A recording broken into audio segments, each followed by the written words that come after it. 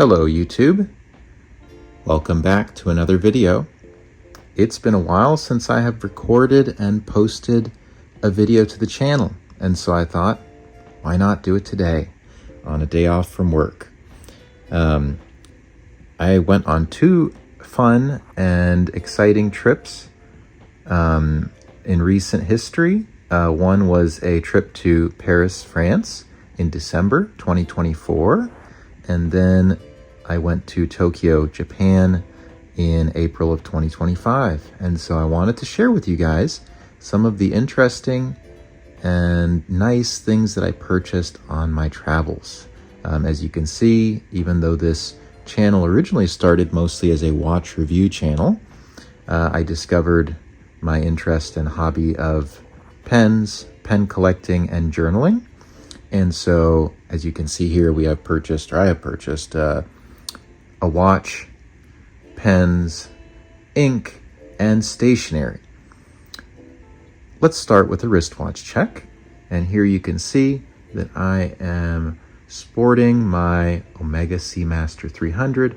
I've enjoyed owning and wearing this watch for the past year. Thankfully, I have not put too much scratches and wear and tear on it. And of course, you guys will be treated to a watch review video in the future for this watch. And let's now go ahead and proceed with looking at some of the things that I purchased in chronological order. So let's start with the Paris trip. I went to the Montblanc boutique store on Champs-Élysées, excuse my pronunciation, and I purchased this pen. As you can see, here's the gift bag from the store. I had a wonderful experience buying this pen.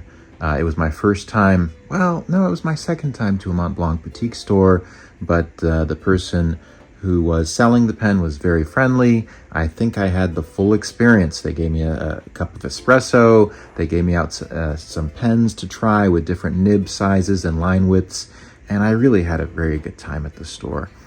So if you ever are looking for buying a Montblanc pen and you're in France, I would suggest checking out their store in that luxury shopping district on that street called Champs-Élysées. All right, on to this pen. So what is there to know about this pen? Well, this is the Montblanc StarWalker. And this is the model that it's a fountain pen. I should start off by saying that, since of course there is a model that is a ballpoint, and then they have a roller ball, and then they have another type of pen tip as well. But this is their StarWalker. I really like, if you can look closely at this, and let's see if we can get the camera to focus, but I really like the way that they have put the Montblanc symbol on here, on the finial of the cap. It just looks really cool. It looks, so you can see it's almost like a blue planet with the snow cap on top of the mountain suspended inside this little glass or plastic casing. And then on the end it says in letters Montblanc. So I just really like the finishing on this pen. You know, some of the pen is I'm presuming stainless steel, but a lot of it is actually coated in rhodium. So basically you could say it's the same kind of finish that goes on white gold. And then of course there's plastic resin for the cap and for the rest of the pen. And I like this grip section. As you can see, it's kind of, I don't know if the right word is fluted, but it makes it easy to grip. It's fairly light, which is what I prefer. And as you can see, it's a white gold. Let's see if we can bring this a bit closer. I'm not sure if it will focus. If it doesn't, that's okay. Well, that might be the best we can focus it. Anyway, so let's give it one more try. There we go. That might be the best we're going to get it. So as you can see here, I got the medium point because that's how my writing preferences have kind of evolved, is for a medium tip. The feed has kind of a unique look to it, and if you touch it, you don't get any ink on your fingers. So I feel like that's an improvement from previous year's designs. The cool thing is the cap actually screws onto the back, and it lines up fairly well, not perfectly, but fairly well with the nib. And so it gives a very nice writing experience to hold. And then this pen did include, and I think all the StarWalkers include the ink converter as well. I have it inked up with the ink that I actually got from the store. Now, when I was there, I asked them, is there any free gift that they give if I buy this pen at that moment? And so they told me that I could get a free ink bottle of any ink color of my choice. I have a couple different Montblanc inks, and so this was one that I just didn't have, and I wanted to try it out in this pen. And for whatever reason, it pairs incredibly well with this pen. It writes smoothly. It writes a nice wet ink line without any skipping or hard starting or any other issues with the pen. So I just got lucky with this ink pairing with the pen. And I really like the bottles and the bottle design as well, and the big cap. It's really nice. So let's set this over here, and that concludes the stuff I bought from Paris. Now on to the rest of the things. As you can see, I spent more and I bought more when I was in Japan. And so the other bag you can see here is from Itoya. Itoya is a well-known pens, pen supplies, and stationery store in the shopping district of Ginza in Tokyo. And so again, I bought a couple things I'm going to show you. Of course, the main thing was the pen. Let's see if we can focus on this. This is my first Namiki pen. Okay, we're having some issues with focus.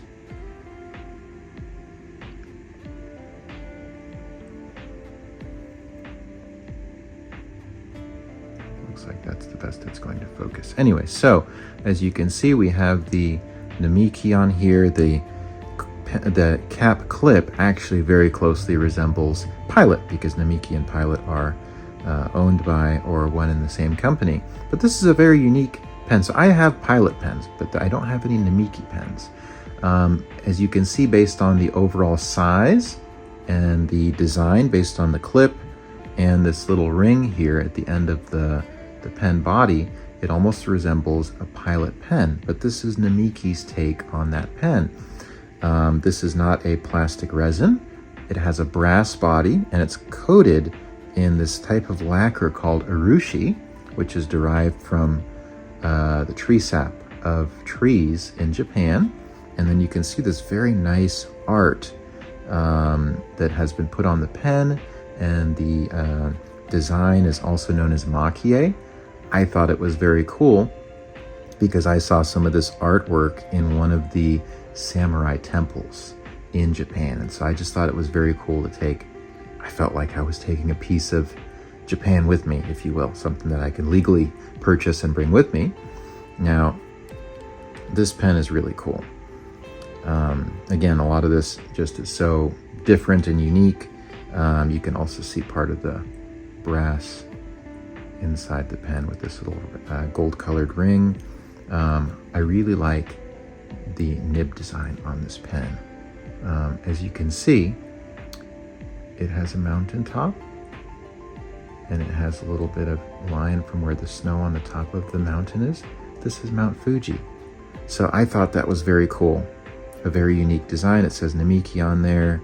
And this is a broad tip, which, if you know about pens in Japan, they tend to prefer fine or extra fine nib points, simply because it's more usable for writing Japanese language, which involves a lot of thin lines and fine characters, different from Western and English, where we write in big letters and write in cursive. So this was actually the only broad point in the store, at least for this model. They had many of these models, but they didn't have any of the other ones that were in broad points. I really liked it, that it had the goldfish makie design, had a really good price as well, and it just fits my hand really well. I usually don't write with a pen capped or posted, but it posts easily, it posts well. It has a little felt liner in here that helps to protect some of this art, but in general, I usually don't post the pen, since, as you can see, it fits well in my hand. And it's very, very light, which makes it very comfortable. And this pen also came with the Pilot ink converter. And the ink in here is, again, the ink Pilot Blue that I also purchased on my travels.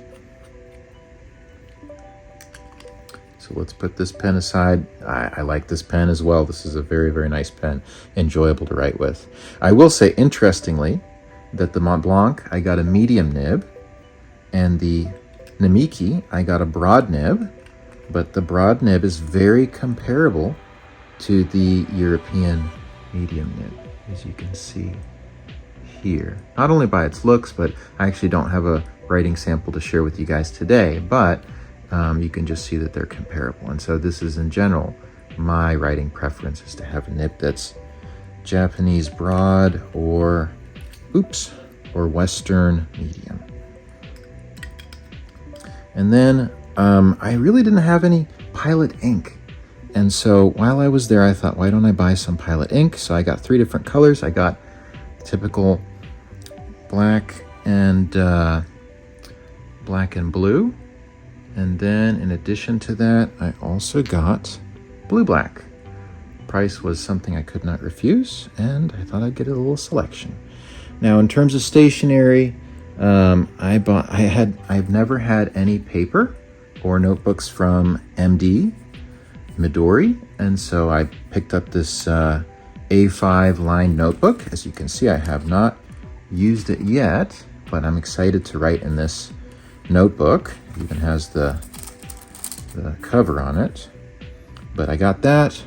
I bought a cover for the notebook because, as you can see, the actual cover here is not really much of a cover. It's just a little flap.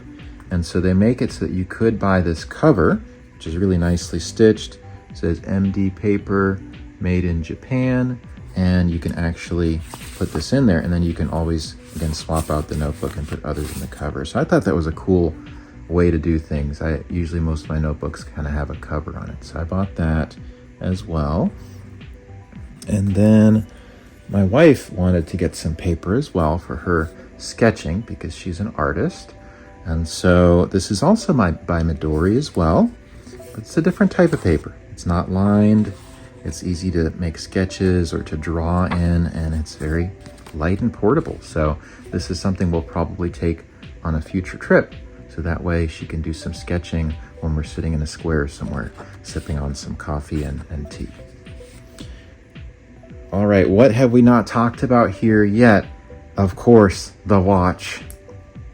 So this watch is interesting because I went to Japan and I bought a Swiss watch. Yep, I did it. But that's because I saw this watch there and it was a price I could not refuse from a company, Tag Heuer, of which I don't, or at least prior to this purchase, I did not own any watches from Tag Heuer. And so I was excited to get this watch. At the same time, I really wanted to find a good deal. So I didn't buy one of their higher end ones. I got one of their, you could almost say like an introductory watch to Tag Heuer. Now, of course, this watch really needs no introduction because this is the widely recognized Tag Heuer Formula 1.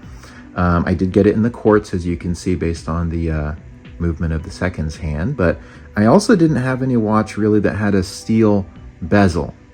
Well, I should say a steel bezel that was not finished in like a shiny steel appearance. Most of mine are steel and they are blue or black, or I have watches, of course, with ceramic bezel. So it was a different finish for the bezel. It has it's not a diving watch. Again, unlike my other watches I love, which are more diving inspired, but this is more of a racing inspired watch. Now, I was excited to get this watch. I bought it from a store called Bic Camera, and it's also located in Ginza, but they had really good deals. I was able to get this watch at a discount, 10% off retail, and then I also saved the tax as well. So really, overall, it was an amazing deal. I just could not refuse, and I was so excited to add this Tag Heuer watch to my collection. So let me go ahead and show it on the wrist.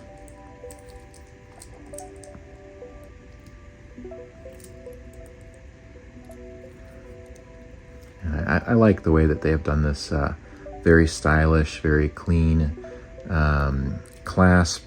It's got a nice stamped clasp as well, and they've also put the branding Tag Heuer there as well. So I like the the details in this watch. It does have a unidirectional bezel, so you could use it to time things, which is really one of my attractions to diving watches. It's actually so useful for timing.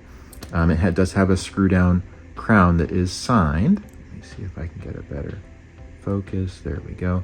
A signed crown. Tudor's symbol, not Tudor, Tag Heuer's symbol is a shield, although that is similar to Tudor as well. But anyways, the case back also has some decoration on it. And again, racing inspired. It kind of has like a racing flag, or a finish line flag, I should say. And it says Tag Heuer over there. And it has some other information as well. It's got the solid end links. Just a beautiful watch. I really like the way this watch is finished. I've heard people say good and bad things about Tag Heuer. Some people think they're not worth the money. For the price I got it for, it really is an excellent watch, and it's going to be great for travel. It's also super comfortable to wear on the wrist. It's a 41 millimeters diameter, so not too large. I really like the contours of the sides of the watch. I just think it's just really comfortable, easy to wear. This watch is nice because it has some casual elements, sportiness to it, but also some of the finishing and the shiny surfaces, the reflection off of the indices on there that just give it like a dress feel. You could really use this in both settings, casual and dress wear. So again, a great watch for traveling and for wearing daily as well. So love this watch. I've only had it for about almost 5 months now, but I've already put it through its paces. As you can see, it's accumulated a little bit of wear and rash on here. Might be a little bit hard to see, but that's okay. The scratches are not too noticeable. And that's what I have to say about this watch. Of course, you'll see a more in-depth review at some point in the future.